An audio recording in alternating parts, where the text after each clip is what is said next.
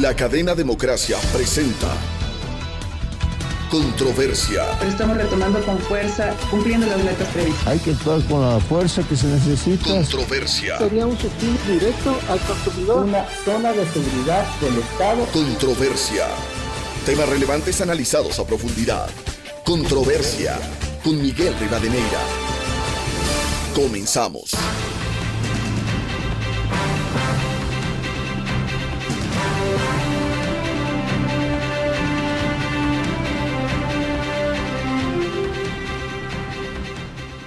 Un saludo cordial a los seguidores del programa Controversia en Escena.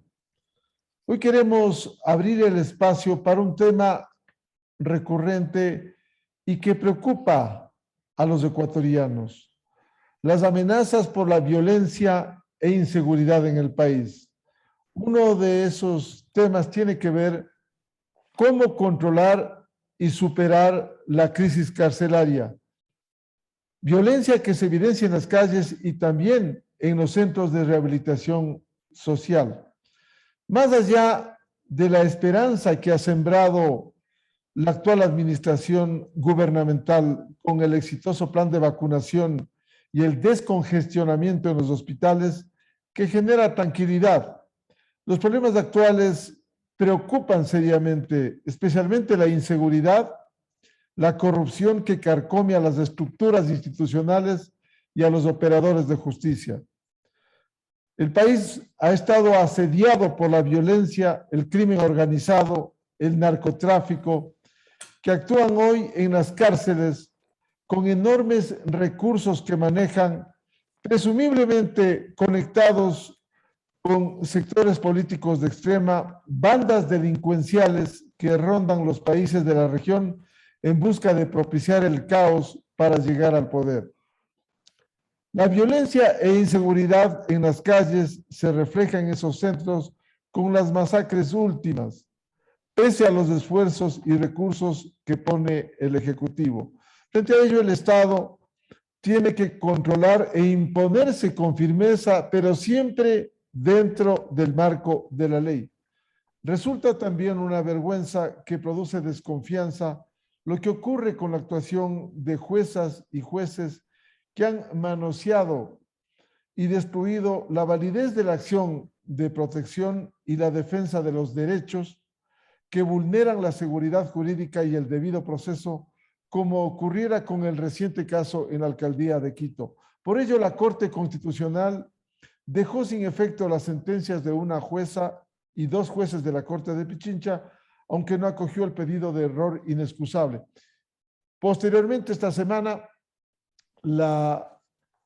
el Tribunal Contencioso Electoral, a través de uno de sus jueces, Ángel Torres, resolvió la destitución de dos jueces de la Corte de Pichincha y el Consejo de la Judicatura destituyó a la jueza de primera instancia que dio paso a esto.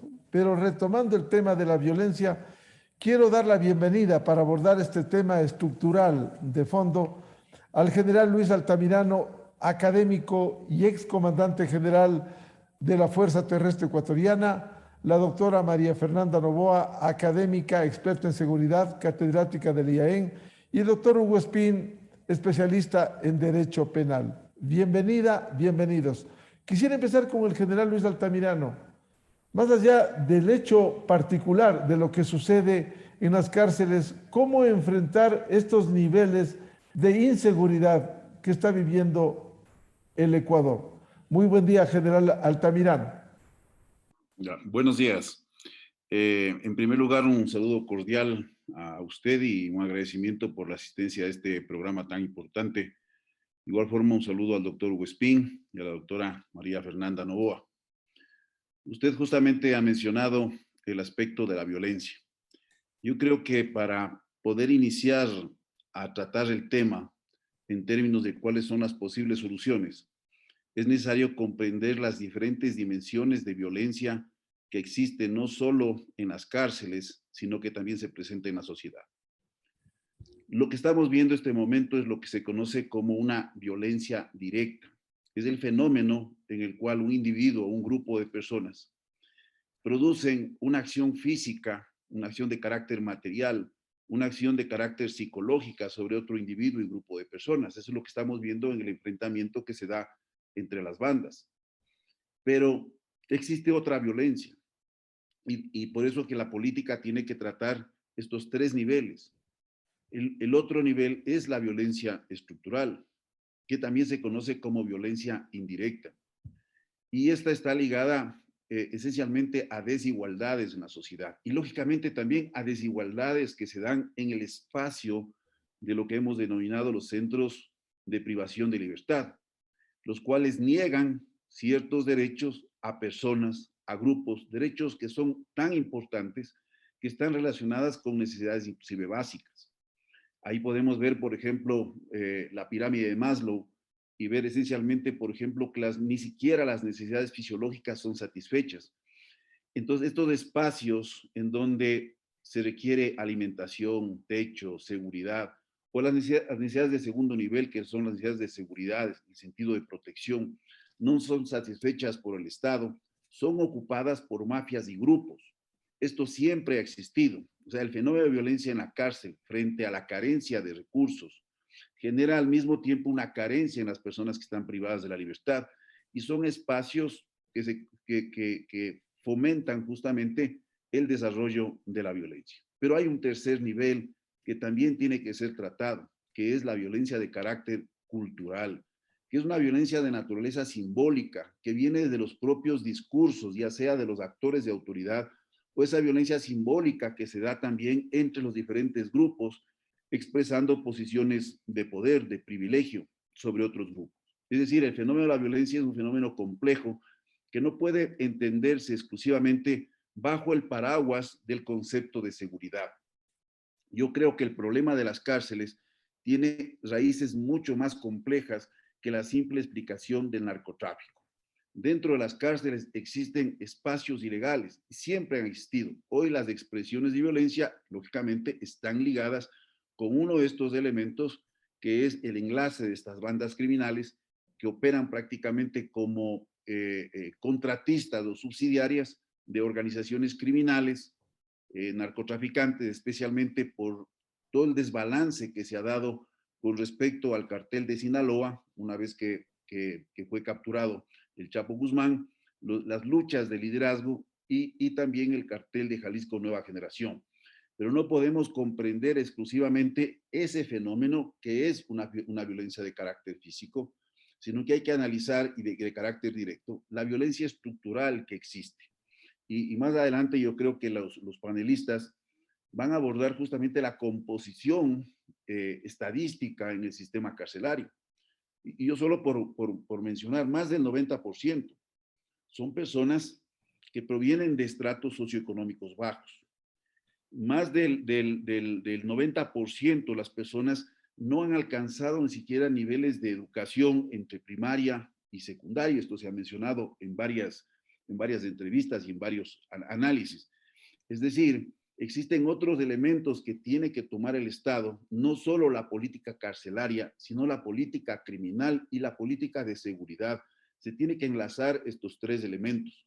No podemos pensar que la solución es la construcción de más centros de privación de libertad, mucho más seguros y mucho más controlados. En primer lugar, hay que ver la realidad económica y financiera que tiene el Estado.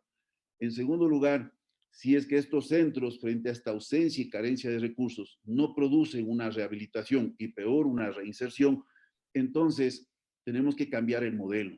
Y en esto hay que ser muy críticos en términos del nivel de las penas, en términos de ver otro tipo de penas retributivas a la sociedad que impidan, por ejemplo, la reincidencia. Si tenemos niveles de reincidencia del 20, 30%, es como tener alumnos que se gradúan, por ejemplo, del colegio y no pueden aprobar los exámenes de ingreso a una universidad, que quiere decir, hay una falla en el proceso.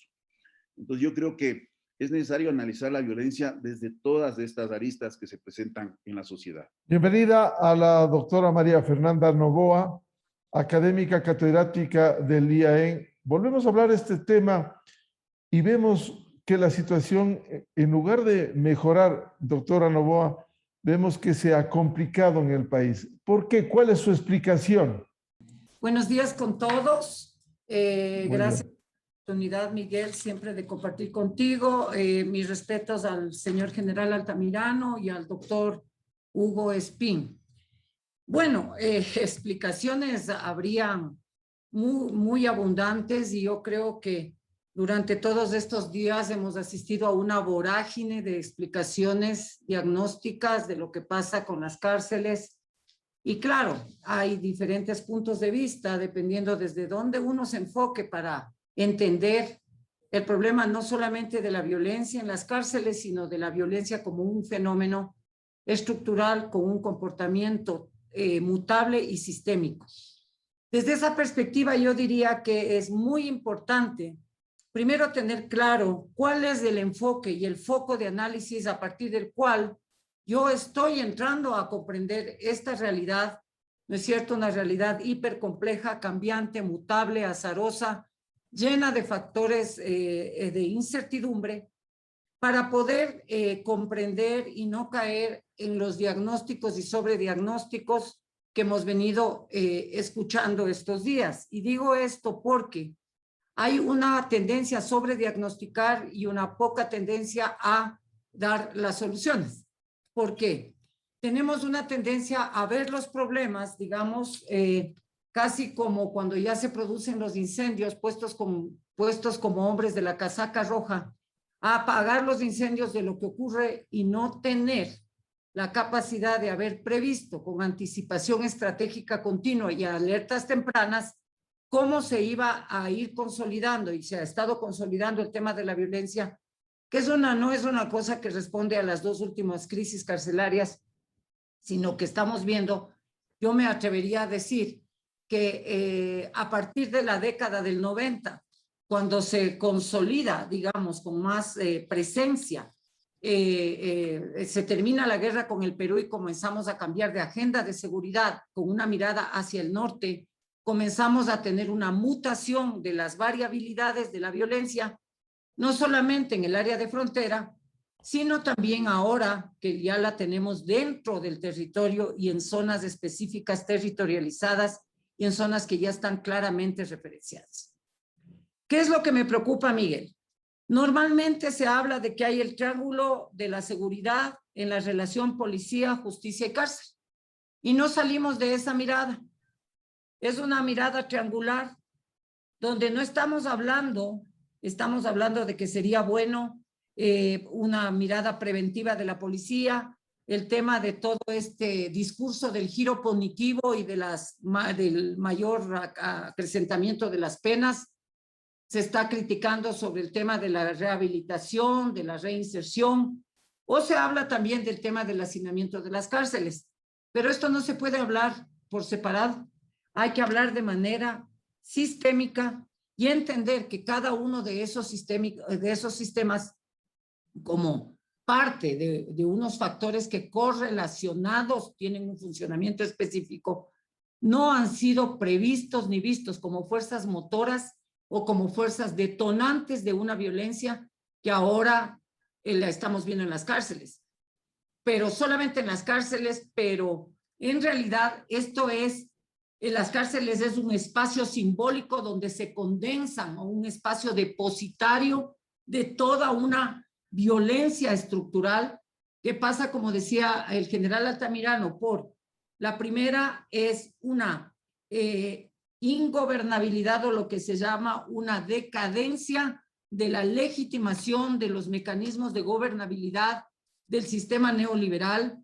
Tenemos ahí también una falta de legitimidad de la gobernabilidad en materia y gobernanza en materia de seguridad y defensa en el país, una descredibilidad de las acciones y de las actuaciones del supuesto Centro Nacional de Inteligencia, que ha cambiado también y ha mutado los nombres, pero solo el nombre porque realmente no ha hecho nada, el famoso CIES, y también una falta de mirada de parte de la academia, y ahí sí acusamos a la academia y me acuso directamente de haber ligado todas estas problemáticas con una mirada mucho más sistémica y mucho más de largo plazo.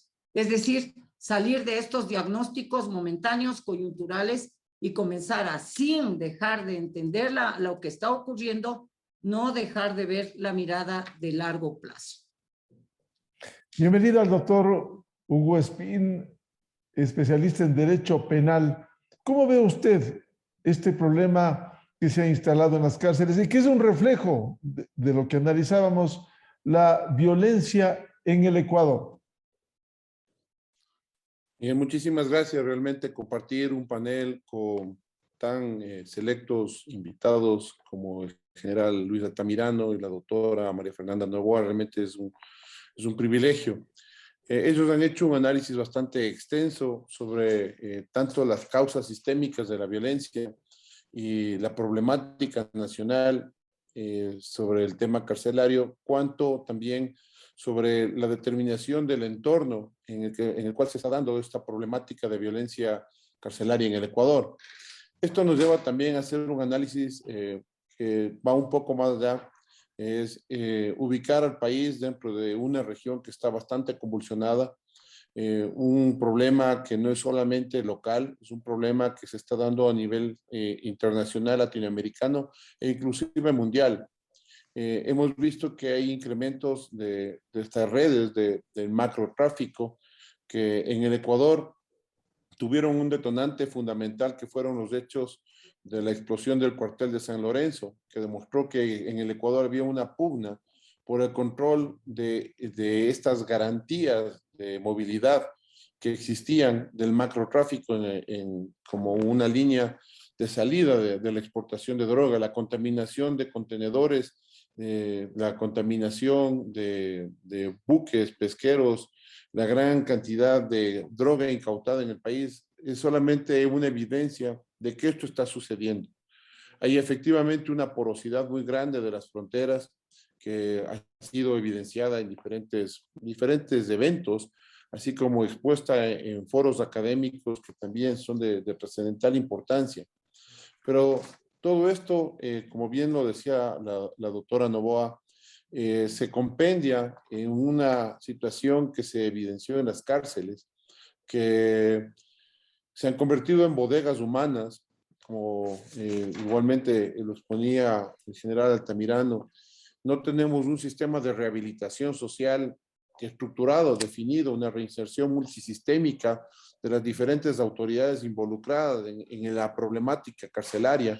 Tenemos una deficiencia de los operadores de justicia, de pensar que la solución de la violencia es llenar estas bodegas humanas. De igual manera que vemos que la justicia, que los jueces no cumplen con su parte también de esta ecuación, que hace que todo esto se vuelva realmente una problemática detonante. La realidad carcelaria es muy difícil.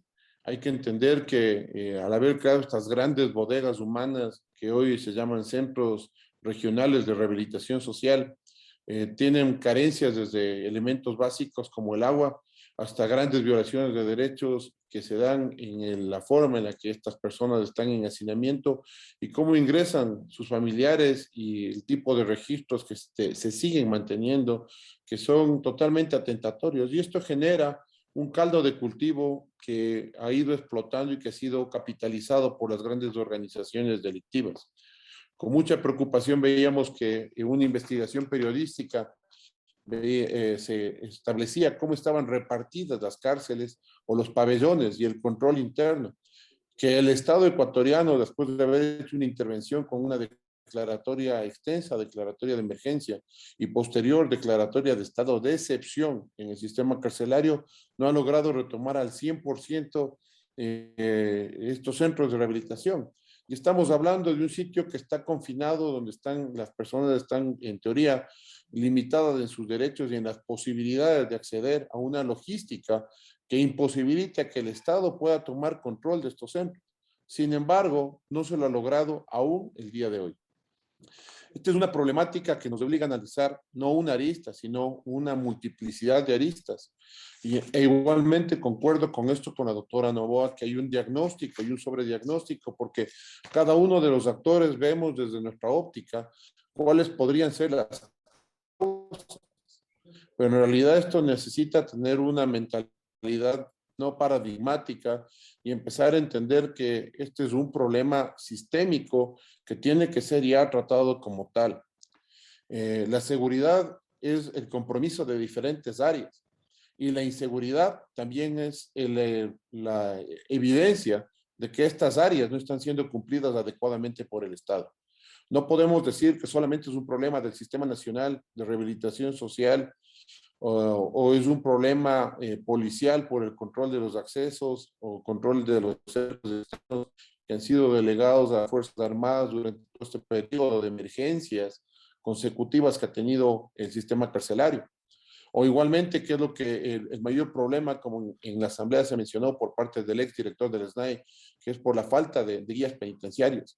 Es una sumatoria de problemas y el Estado tiene que asumir esto como Estado, no solo como gobierno, sino como Estado, porque lo que tenemos aquí es un tema que trascendió las fronteras nacionales, que nos hemos convertido en uno de los países de la región y del mundo que ha tenido lamentablemente un saldo de una violencia tan extrema que en apenas un año tenemos cerca de 250 muertos directamente bajo la responsabilidad del Estado ecuatoriano, porque los privados de la libertad están bajo la responsabilidad y custodia en su integridad física del mismo Estado ecuatoriano. Entonces hay una serie de factores que tienen que ser analizados. Efectivamente, y con esto quisiera concluir mi primera intervención, efectivamente que estos diagnósticos nos ayudan únicamente a identificar una serie de aristas del problema, pero que el tratar de solucionar o buscar soluciones implica primero en tomar decisiones que como gobierno tienen que asumirse con la seriedad del caso. Yo había dicho en alguna publicación que la primera forma de corrupción es asumir un cargo para el cual uno no está capacitado.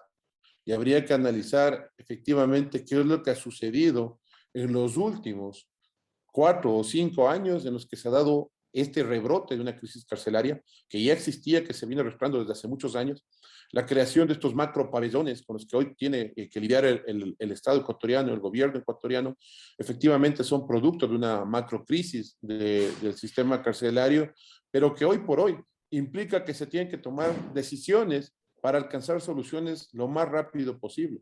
Estamos frente a una bomba de tiempo, se han venido alertando una tras otra, las advertencias han venido fluyendo sobre eventos como el que se produjo esta última semana de levantamientos con una lucha, con cada vez equipos más sofisticados. Se hacen requisas semana tras semana y semana tras semana vemos que el ingreso de armas largas e inclusive granadas, explosivos de tipo militar es el día a día de lo que se encuentra en estas requisas. Es decir, se requiere tomar en este momento decisiones fuertes que permitan una solución sistémica, no a cargo de una institución, sino de una multiplicidad de instituciones.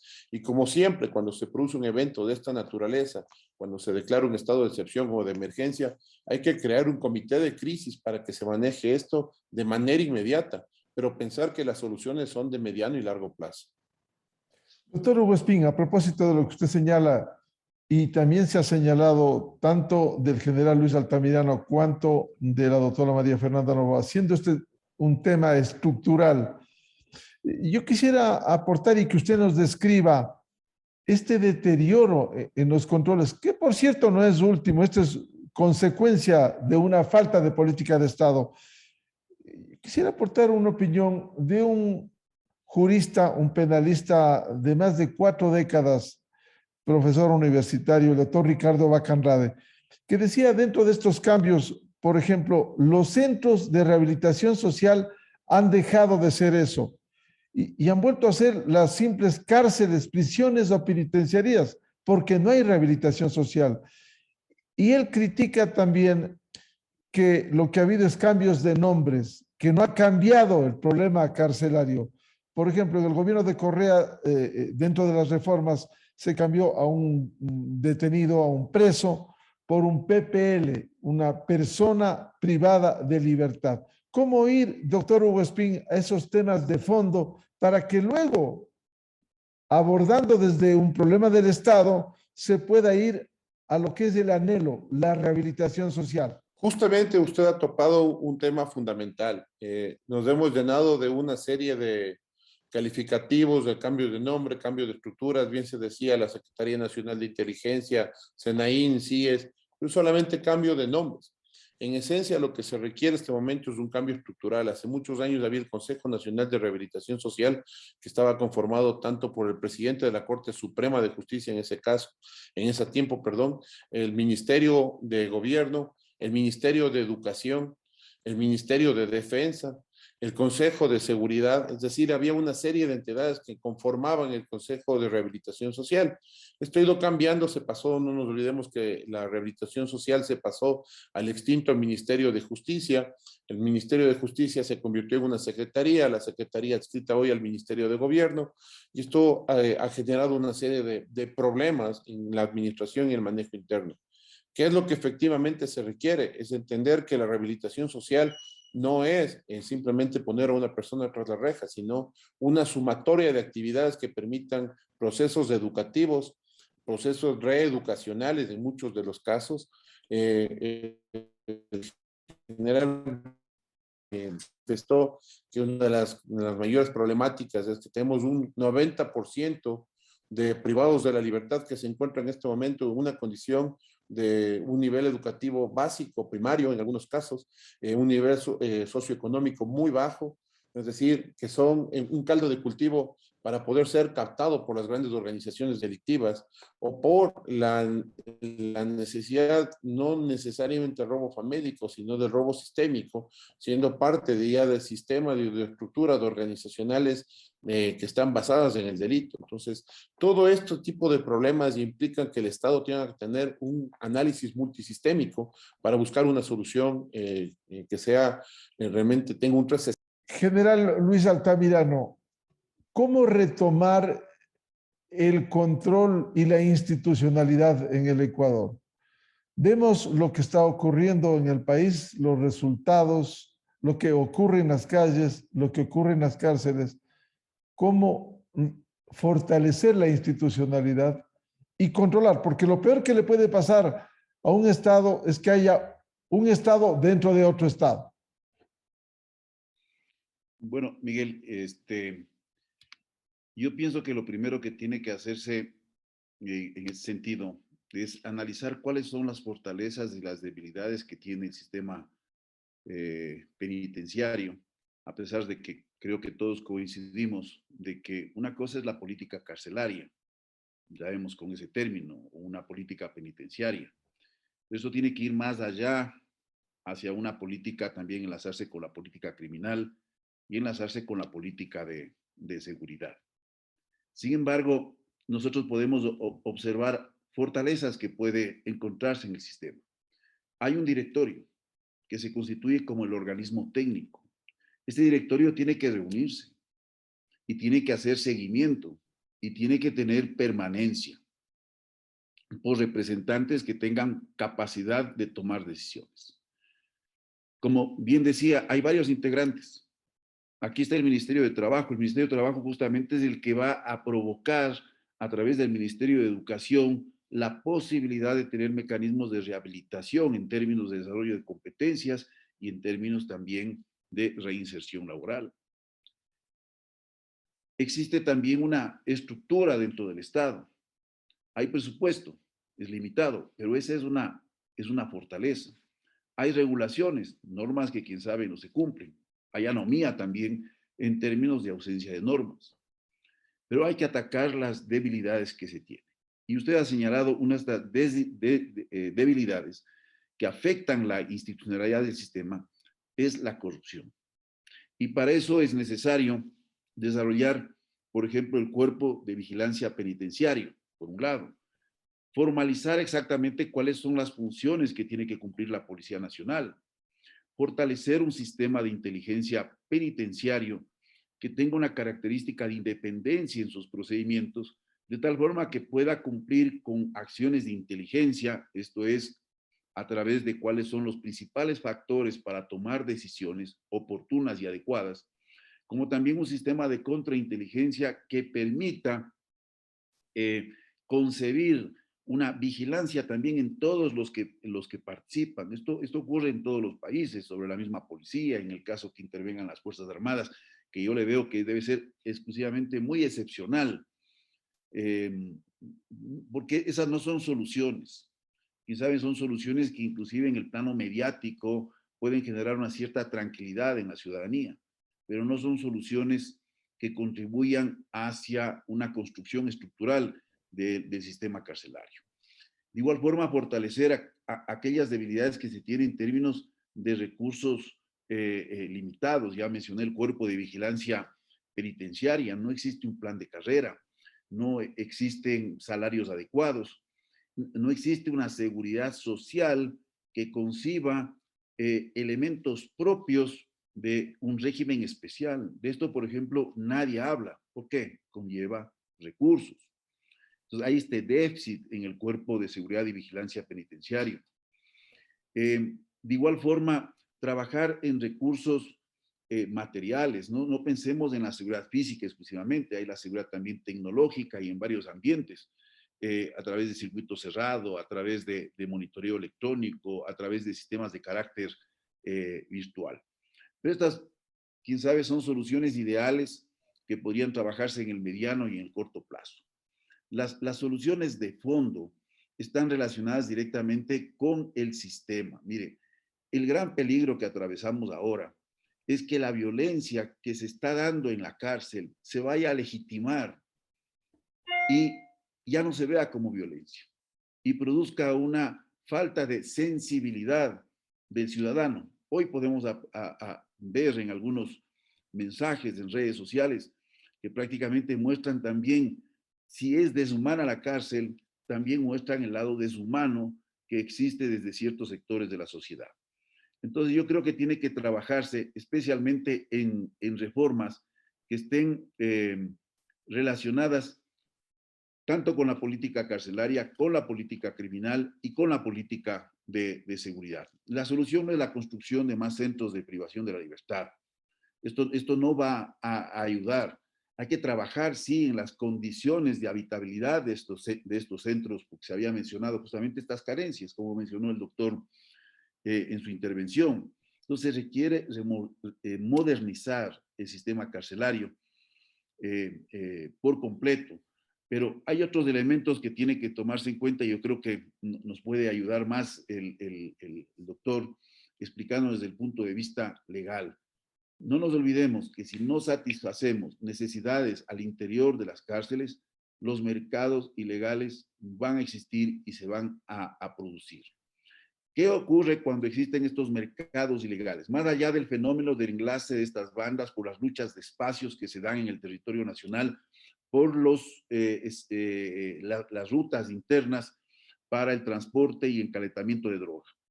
Más allá de eso, cuando existe carencia, más allá de eso, se presentan los mecanismos que se conocen como de protección y extorsión. Y esto genera una espiral, ya lo mencionó la doctora Novoa, de una degeneración social al interior del ambiente carcelario. La ausencia de seguridad hace que las personas busquen en estos mecanismos su sobrevivencia. Es decir, se transforman en verdaderos sistemas transaccionales. Y con eso lo que hacemos es contaminar a personas que entraron, por ejemplo, por delitos menores, o porque entraron simplemente por situaciones de contravención inclusive, como tenemos. Que estas personas se adhieran y, como decía el doctor, se vuelve un caldo de cultivo.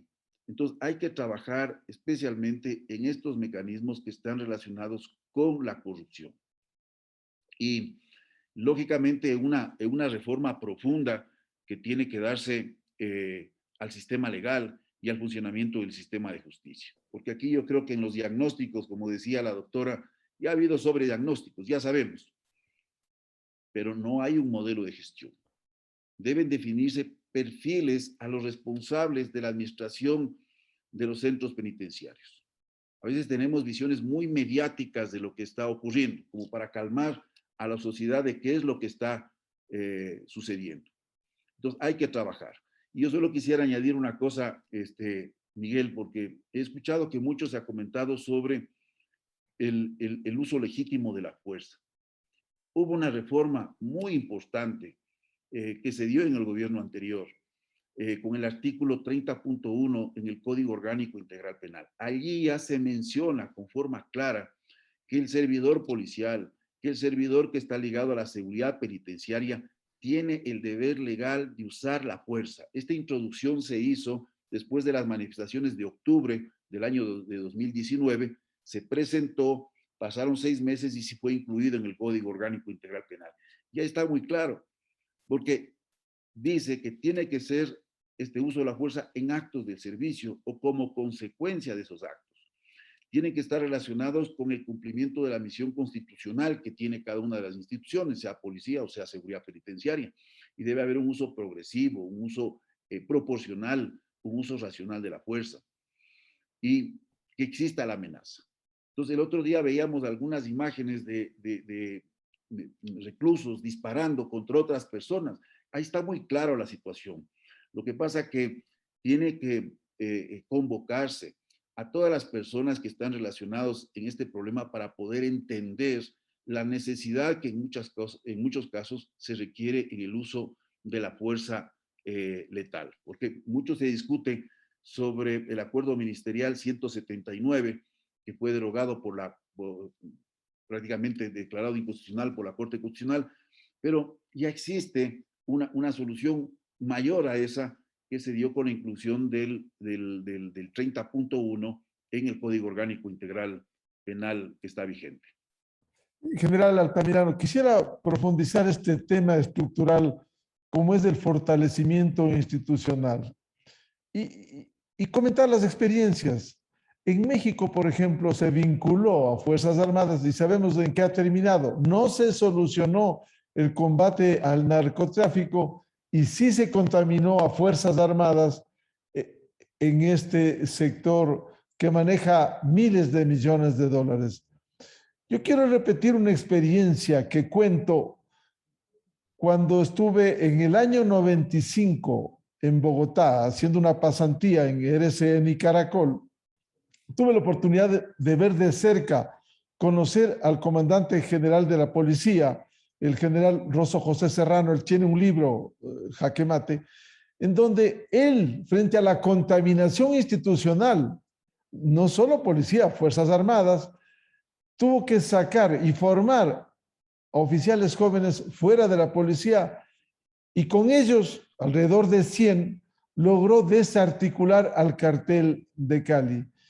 Eso resulta difícil en una institucionalidad. Fuerzas Armadas en el Ecuador cumplen 2 misiones constitucionales: defensa de la soberanía e integridad territorial.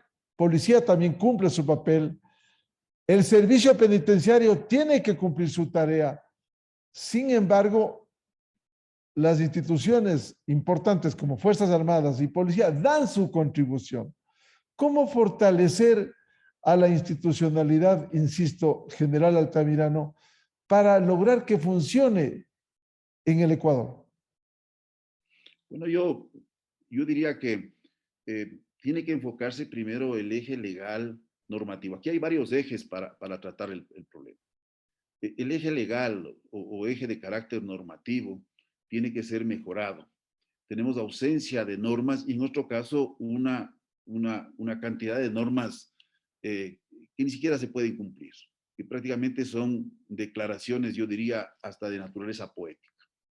Entonces, hay que hacer reformas al Código Orgánico Integral Penal en términos de las penas, por ejemplo, porque tenemos una visión exclusivamente punitiva, una visión de endurecimiento de penas. Hay personas que pasan 5 o 7 años privados de la libertad por el robo de un celular.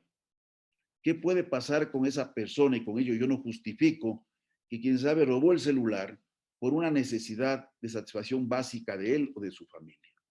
Ha entrado a una verdadera escuela del crimen, porque las condiciones económicas que tiene el Estado no son para sostener una población carcelaria que hoy tiene cerca de 40,000 personas. Entonces, por ahí tenemos un eje. Y lógicamente, la actuación de las fuerzas de seguridad, tanto la Policía Nacional, el Cuerpo de Vigilancia y Seguridad Penitenciario, la inteligencia que vaya a actuar dentro de los centros de de privación de la libertad y los enlaces que tiene que haber con la inteligencia nacional, tanto policial como militar. Tiene que haber preparación y para eso tiene que haber inversión para desarrollar competencias que son generales y también son de carácter específico. Mire, los guardias, digamos, los miembros de este cuerpo de vigilancia tienen una formación genérica. Imagínense que la policía tenga una formación genérica. Imagínense que un cuerpo armado, un ejército tenga una formación genérica. Hay especialidades. Es decir, no existe una inversión para desarrollar justamente las competencias básicas que tiene que tener un cuerpo de vigilancia. Entonces, por un lado está el eje normativo y por otro lado es el eje de gestión penitenciaria en términos de custodia, rehabilitación, reinserción. En ese término, por ejemplo, veamos cuando una persona ha cumplido parte de la pena y puede acogerse a otro sistema, y lo menciona en el diagnóstico, que me parece que es un buen diagnóstico y no ha sido tomado en cuenta, que es sobre la política carcelaria en el país, política penitenciaria, que fue desarrollado en el gobierno anterior, días antes de que inicie en este periodo el presidente Lasso.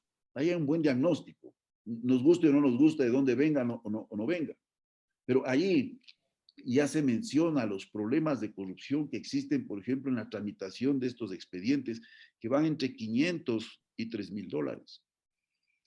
Este momento tenemos cerca de 2,000 personas que están en una fase de prelibertad, pero que no pueden ejecutar sus trámites. Entonces, se requiere también recursos.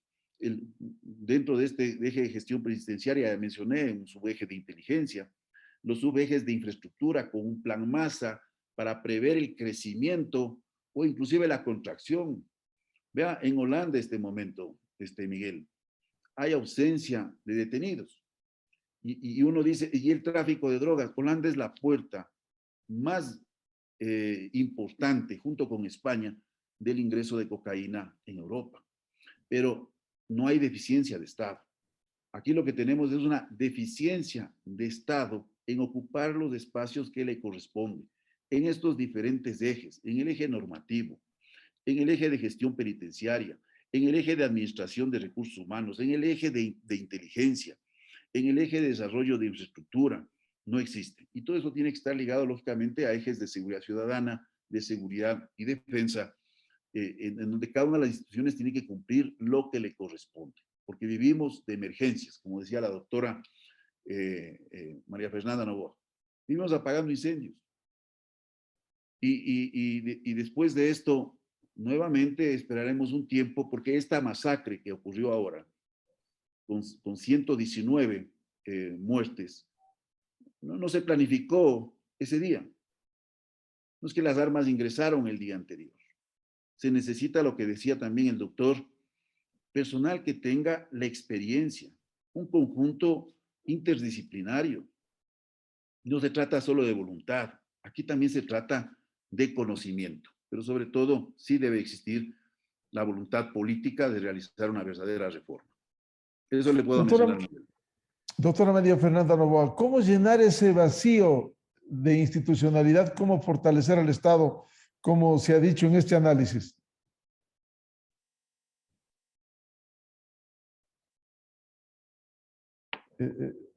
Por favor, el audio. De todo lo que se ha dicho aquí, yo considero que el tema no solamente es partir de una mirada estadocéntrica de la seguridad, donde el Estado es el que tiene la culpa de por bogar o por no bogar.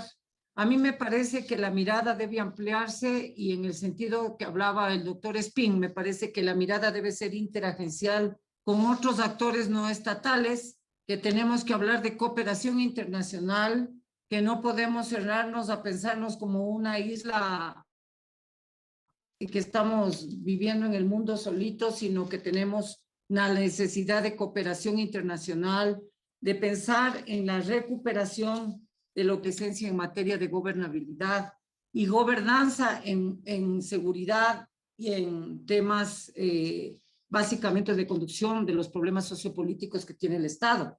Hay que preguntarse también por qué los desafíos y los hechos que se producen en materia de seguridad y de inseguridad no tienen su contraparte o su contrapartida en las miradas de los problemas sociopolíticos y los problemas culturales, ideológicos y hasta discursivos.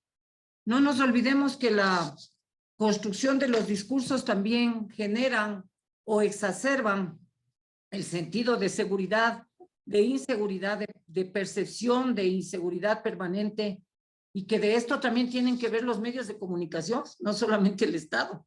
Sí, hay otros actores que son clave para poder pensar en la recuperación de esta institucionalidad. El general muy bien ha acotado el tema de la corrupción.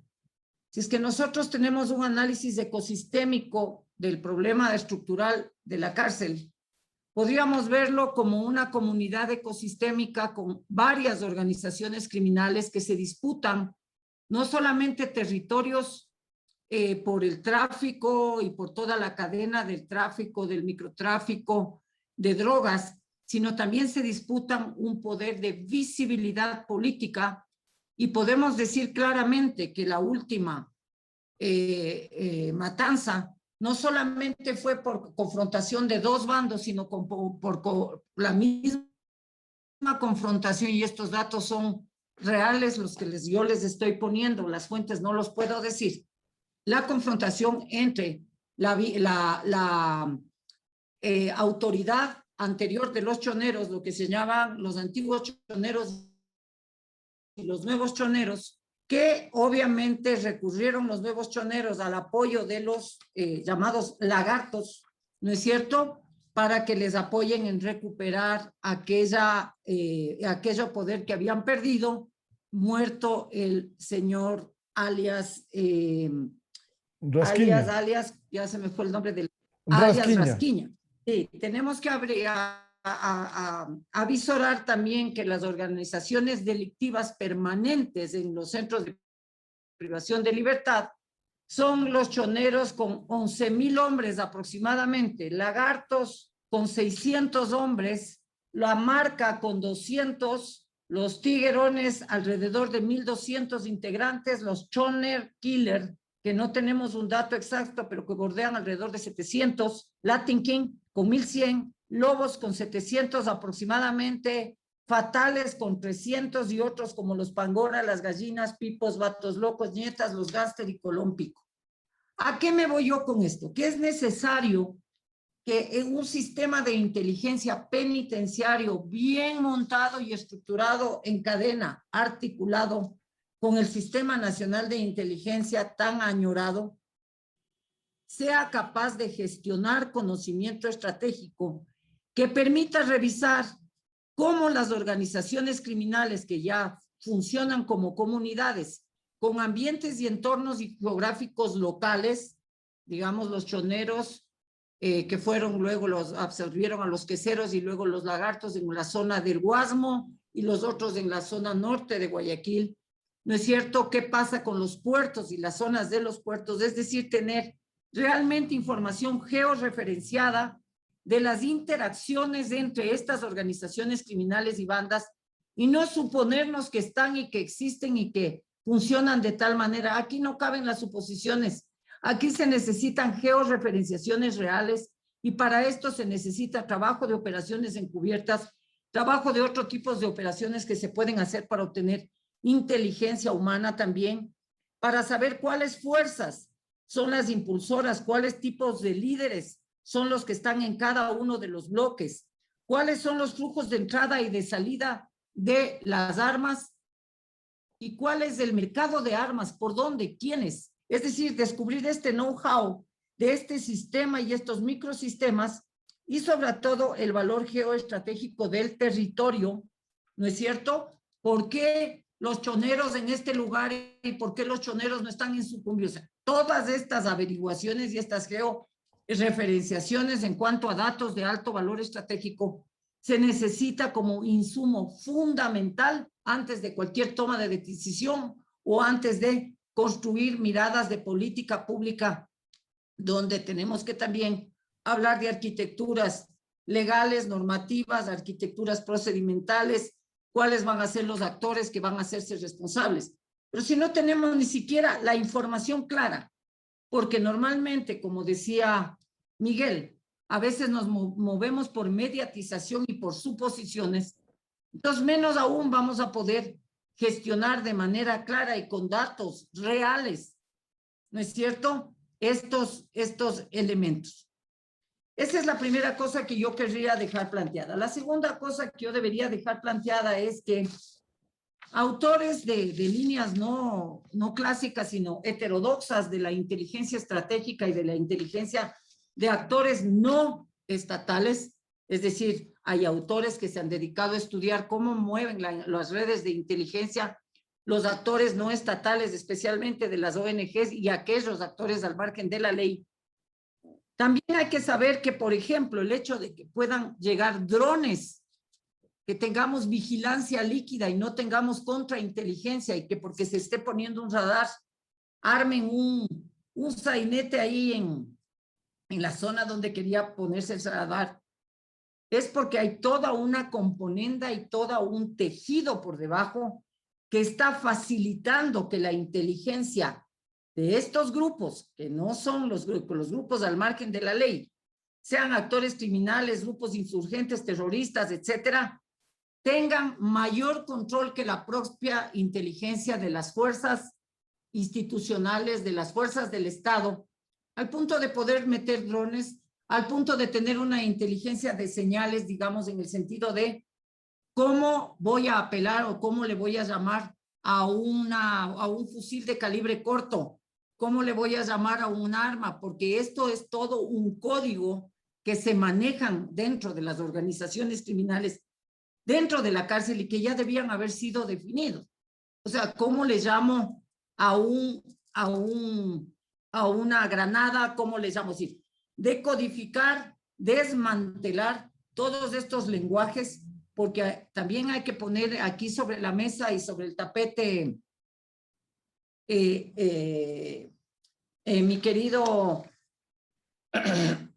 perdón, estoy un poco afónica, Miguel, que la amplitud de los portafolios criminales que se meten en negocios legales, lo primero que hacen es maquillar de legal lo que es ilegal y funcionar de manera paralela.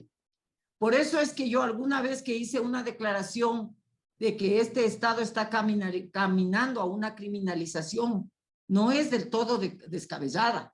Es decir, que tenemos estructuras formales e informales funcionando funcionalmente de manera simbiótica, complementaria, de no se puede explicar el tema de que los agarran y los sueltan, el tema de que haya jueces que están de un lado, otros que no están del otro lado.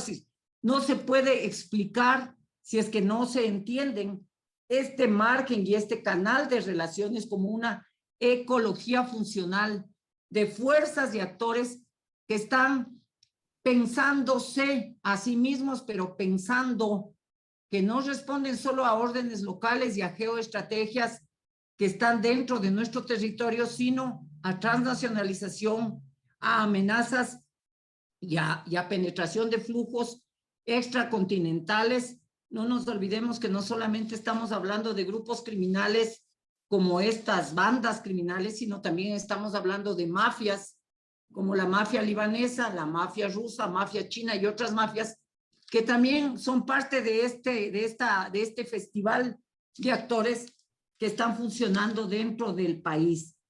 ¿Qué es lo preocupante de esto? Y es lo que a mí me preocupa, es que sin tener una inteligencia de este nivel que nos permita tener conocimiento de alto valor estratégico, difícilmente vamos a poder diseñar políticas públicas o tomar esa institucionalización en serio, porque estamos trabajando sobre suposiciones y no sobre hechos. ¿Qué es lo que Hugo Espín, si me permite, doctora María Fernanda Novoa. Sí. Ilústrenos, doctor Espín, las inquietudes que han planteado tanto el general Luis Altamirano cuanto la doctora María Fernanda Novoa, el tema legal, el tema penal. Porque aquí con las reformas, con la aprobación del COIP en el 2014, ¿hemos mejorado o se está reflejando en ese hacinamiento en las cárceles? Bueno, aquí tenemos nosotros una problemática que fue expuesta inclusive por el exdirector del SNAI cuando manifestaba en la presentación que hizo en la Asamblea que la población carcelaria en el Ecuador está bordeando los 39.150 personas y que la capacidad instalada es de 30.165. Desde ahí ya nos dice que tenemos un problema serio. Tenemos algo que igualmente mencionó el general Altamirano, que es las reformas al Código Orgánico Integral Penal, en un incremento de penas y en el incremento desmedido en cierto tipo de delitos patrimoniales, un incremento desmedido en las penas, sin un concepto de rehabilitación, sin un concepto de reinserción, sin un concepto de afectación. Y esto efectivamente genera un mayor número de hacinamiento. Tenemos procedimientos como los procedimientos de expedito, los procedimientos directos, que son procedimientos que tienden a no tener un mayor número de presos sin sentencia dentro de los centros de detención, pero sin embargo tenemos un mayor número del catálogo de delitos, un mayor número de delitos que hace, y penas extendidas que hacen que las personas que van a permanecer dentro de las cárceles estén en una condición bastante compleja. Hemos visto en los últimos días que más de 2.000 personas son candidatos a prelibertades y a medidas que igualmente pueden estar dados en las dos líneas de los operadores de justicia, en un abuso de la prisión preventiva y en el otro lado, en el no uso adecuado de la prisión preventiva. O sea, es decir, hay una serie de factores que tienen que tener una modulación para que el sistema pueda funcionar. El no tener con claridad esta modulación del sistema judicial con el sistema de rehabilitación social y con el sistema punitivo del Estado hace que tengamos una problemática de muy larga data y con una complejidad como la que expuso la doctora María Fernanda Novoa. El tema interno del control de las cárceles igualmente no depende solamente de inteligencia y contrainteligencia o de los controles que tengan que llegar los guías que están al interior de las cárceles. Nosotros hemos visto con muchísima preocupación que se sigue manteniendo ese concepto de caporales y que sean los mismos presos los que se administran internamente diferentes servicios básicos y el principal de ellos, la seguridad física. Si no se llegan a acuerdos internos de seguridad física de quien está dentro de un centro de privación de la libertad, se pone en riesgo. Hemos visto como personajes que han sido detenidos de alto perfil, han recibido agresiones sexuales, ¿sí? Y agresiones físicas dentro de los centros de rehabilitación, cuando se supone que están bajo custodia del Estado. El hecho mismo de lo que está enfrentando este momento el país, con acciones de castigo de diferentes tipos en contra del Estado ecuatoriano por el número de privados de la libertad que fueron asesinados al interior de los centros de rehabilitación, el tiempo de respuesta que tuvo tanto las fuerzas del orden cuanto las decisiones políticas, van a ser elementos que definitivamente tendrán que ser materia de un proceso judicial. Hay responsabilidades que hasta el día de hoy no se han visto evidenciadas. Después de 2 grandes masacres carcelarias en el Ecuador, no tenemos un solo responsable. Se siguen echando la culpa a los internos. Y eso es una cuestión que es inaceptable desde todo punto de vista de control de Estado. En realidad, como bien se ha expuesto, es una problemática muy extensa, muy compleja, pero que requiere igualmente un sistema de análisis con cabeza fría y con la posibilidad de establecer soluciones inmediatas. Yo solamente quería culminar igualmente esta intervención haciendo referencia a lo que bien manifestó el general Altamirano respecto de la modificación del famoso artículo 30.1 del COIP y la obligación legal de impedir el que se produzcan eventos para mantener el orden, la evasión de los privados de la libertad, pero también eventos como los que se han venido produciendo recurrentes de violencia dentro de los centros de rehabilitación. Y esta obligación, que es parte del deber objetivo de cuidado que tienen las personas que están llamadas a mantener este orden, genera una responsabilidad directa que en algún momento tiene que ser analizada. En realidad nosotros no necesitamos seguir llenando bodegas, sino entender cómo evitar que estas bodegas humanas se conviertan en tal y buscar alternativas, porque si no tenemos un trabajo de por ejemplo, de cuestiones como la educativa o del trabajo en barrios para evitar la proliferación de pandillas, lo que va a seguir haciendo la policía es un ejercicio punitivo y tener un estado policial. Sacar a las Fuerzas Armadas a la calle a cumplir funciones policiales definitivamente no es la función de las Fuerzas Armadas y está proscrito por las Naciones Unidas de la utilización de fuerzas militares para el mantenimiento de actividades comunes y regulares que corresponden a la Policía Nacional. Todas estas actividades implican que tenga que haber una política de seguridad integral del país que hasta el día de hoy no se la ve. Yo decía que la primera forma de corrupción es no estar preparado para el ejercicio de un cargo.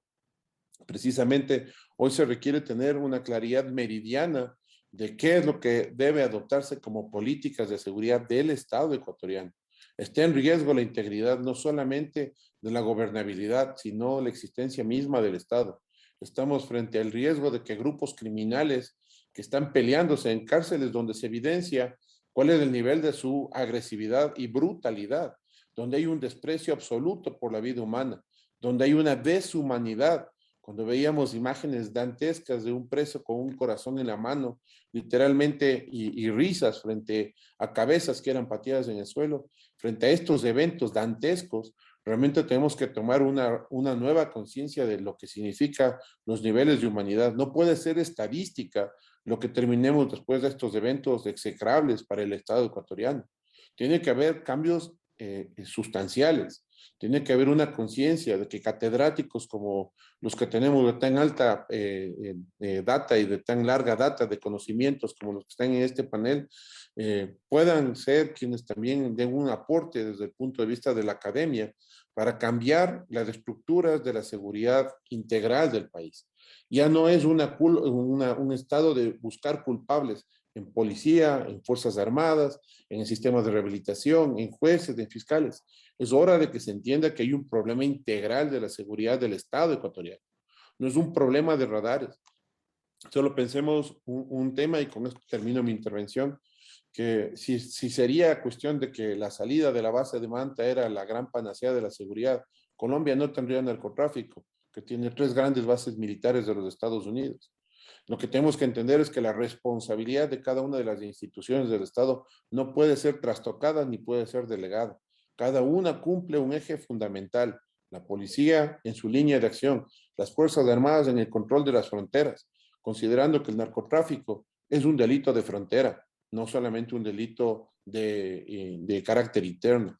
Entonces, todos estos elementos se conjugan en tener la necesidad de que el Estado, como Estado, haga un análisis en profundidad de las políticas públicas de seguridad integral. Estamos a punto de concluir. No quisiera dejar de plantearles y pedirles, por favor, una respuesta rápida porque nos comprometemos a seguir hablando de esto. Luego del informe de Angostura, por lo que señala el doctor Hugo Espín, esta amenaza que vive el Ecuador, rápidamente, general Luis Altamirano, no estamos entrando a una narcodemocracia como en el 2008, en el informe de la comisión que se emitiera a comienzos del 2009. El doctor Francisco Huerta decía, hay una amenaza de una narcodemocracia. Rápidamente, general Altamirano. Ya, bueno, yo pienso que el narcotráfico apenas es la punta del iceberg de este problema. Hay otros elementos que creo que hemos discutido a lo largo de este tiempo que subyacen a la crisis carcelaria y que justamente, como mencionó el doctor Hugo Espín, están relacionados con una política integral de seguridad que abarque, en este caso yo mantengo, una adecuada política criminal, una adecuada política carcelaria y de igual forma una adecuada política de seguridad ciudadana. Entonces, es apenas la punta del iceberg. La corrupción que se puede presentar desde estas organizaciones va a existir. Para eso es necesario reforzar los mecanismos de control de todo orden, ¿no? Especialmente aquellos mecanismos que controlan los flujos financieros. Yo no creo que podamos hablar de una narcodemocracia en el país, pero sí de una profunda penetración en el sector estatal que tiene la responsabilidad justamente de controlar estos hechos que se han presentado, que simplemente lo que están evidenciando son las repercusiones de otras causas que son mucho más más complejas y que creo que tanto el doctor Hugo Espín como la doctora María Fernanda Noboa lo han expresado de una forma muy adecuada y profunda. Eso le puedo mencionar. Doctora María Fernanda Noboa, rápidamente, ¿no hay una amenaza de narcodemocracia en el Ecuador como advirtiera Francisco Huerta? En realidad yo no diría que hay una amenaza de una narcodemocracia, sino algo que capaz podría ser peor, porque cuando hablamos de narcodemocracia estamos hablando de todo un estado alrededor de lo narco. Aquí el problema no solamente es alrededor de lo narco, es alrededor de otras amenazas que están correlacionadas con lo narco. No nos olvidemos que vivimos ecosistemas criminales donde lo narco, el microtráfico, trata de blancas, tráfico de personas, tráfico de armas, están correlacionados. El mejor ejemplo de esto es lo que pasó con la mina de Buenos Aires. Entonces, nosotros tenemos que comenzar a ver las cosas, como decía el general Altamirano, desde una mirada múltiple, con responsabilidad social y compromiso ético de cada uno desde su propia función. No es que aquí yo me lavo las manos y esto lo que coge el muerto el uno. Aquí es una corresponsabilidad de todos los actores de la sociedad. Bien. Y digo los actores de la sociedad porque si no ponemos todos los actores de la sociedad de una u otra manera, nuestros puntos de vista, nuestras metodologías, nuestros aportes, nuestra mirada sobre una problemática tan compleja, el problema ya se nos está yendo de las manos. No hay anticipación continua, no hay vigilancia prospectiva, no hay un sistema de alertas tempranas. Es decir, nosotros estamos viviendo a lo que llegue, no con anticipación estratégica, y este es un gravísimo problema a nivel de todas las políticas públicas del Estado. Muchas gracias, doctora María Fernanda Noboa. Rápidamente, doctor Hugo Espín, ¿no hay una amenaza de la narcodemocracia o esta multiplicidad de amenazas al país? De hecho, yo creo que sí. El Ecuador vivió una década bastante compleja donde la infiltración del narcotráfico se lo hizo en todos los estamentos, no solamente estatales, sino sociales. El lavado de activos se convirtió en un delito muy común en el Ecuador. Y en la localización de diferentes caletas, donde se veían grandes cantidades de dinero almacenados, justamente nos deja la pauta de qué es lo que está pasando, ¿no? La circulación de dineros provenientes del narcotráfico fomentan justamente un delito que hoy se ha convertido en el día a día, como es el delito de sicariato o asesinato bajo pago o contrato. Entonces, sí hay un riesgo de que si no se adoptan medidas inmediatas, existe la amenaza latente de que el Ecuador tienda a una contaminación severa de narcotráfico en todos los estamentos, tanto estatales cuanto en la cotidianidad. La violencia sistémica que se está presentando en este momento tiene que ser atacada desde cada una de las diferentes trincheras de responsabilidad que tienen los diferentes actores políticos, sociales, económicos y sobre todo quienes están llamados a hacer cumplir la ley y cumplir también con este mandato constitucional que tienen de la defensa interna y externa de la seguridad del país. Muchas gracias a quienes han participado en este programa. Seguiremos hablando de esto por ilustrarnos, por enseñarnos este país a veces oculto, como ocurre con la inseguridad y la violencia que se refleja en el Ecuador. Parte de ello ha sido el sistema carcelario. Gracias al general Luis Altamirano, académico y ex comandante general de la Fuerza Terrestre Ecuatoriana, la doctora María Fernanda Noboa, experta en temas de seguridad académica y catedrática del IAEN, y al doctor Hugo Espín, especialista en Derecho Penal y jurista. Muchas gracias por participar en Controversia. Volveremos el próximo fin de semana en Controversia en Escena. Muy amables, muy buen día. Esto fue Controversia, temas relevantes analizados a profundidad. Miguel Rivadeneira vuelve el próximo sábado.